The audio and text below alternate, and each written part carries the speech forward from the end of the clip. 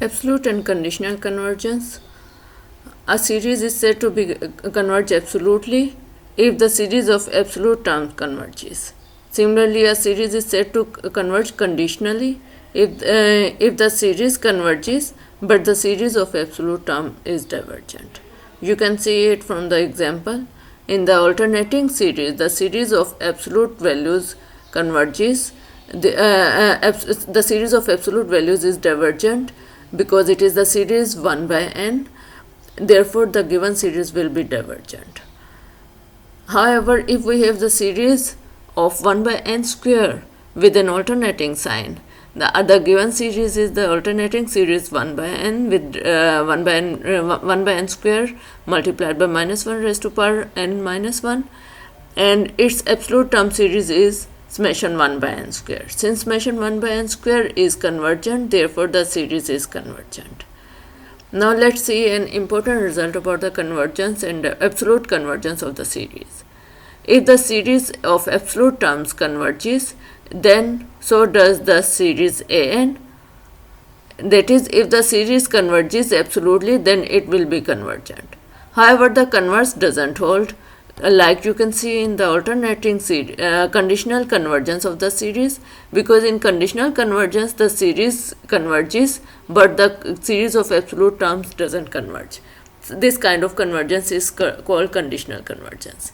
It means that for an alternating series, convergence can be of three types: convergence, absolute convergence, conditional convergence, or divergence. In case of absolute convergence, both the series and the series of absolute term converges. In case of conditional convergence, the series converges but the absolute term series doesn't converge. While in case of divergence, both the series will not converge. Let's see it from the example. Before going to example, we'll have to read out the ratio and root test for the absolute convergence of the alternating series. First is the ratio test. Ratio test is the same as we did earlier. Just the only difference is that in this ratio we'll consider the absolute values of the series. Like limit of absolute term series is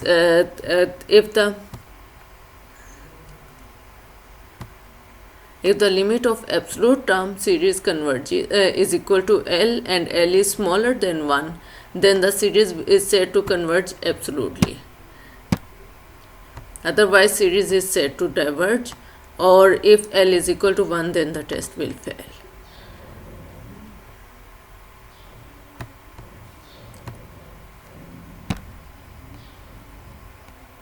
Similarly is the case with the root test.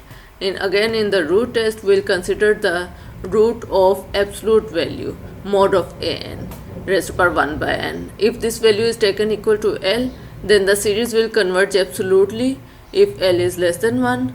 It will diverge if L is greater than 1 or infinity, and it will fail to be absolutely convergent if L is equal to 1.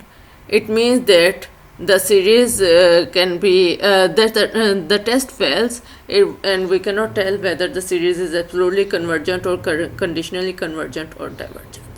So keep in mind that for an alternating series we will have three kind of behavior. Either the given series is absolutely convergent, that will happen if the absolute term series is convergent, or the series is conditionally convergent, it will happen if the actual series is convergent but the absolute series is divergent, or we'll have divergence if both given series and absolute term series both are divergent. You can see it from the examples. In example 24, our series is summation raised to power minus 1 raised to power n into n cube over e raised to power n. This series we have to determine whether the series converges absolutely or diverges. We can see from the ratio test of absolute values that the ratio of absolute terms is less than 1, so the series converges absolutely. Similarly, in the second example, you can see that the series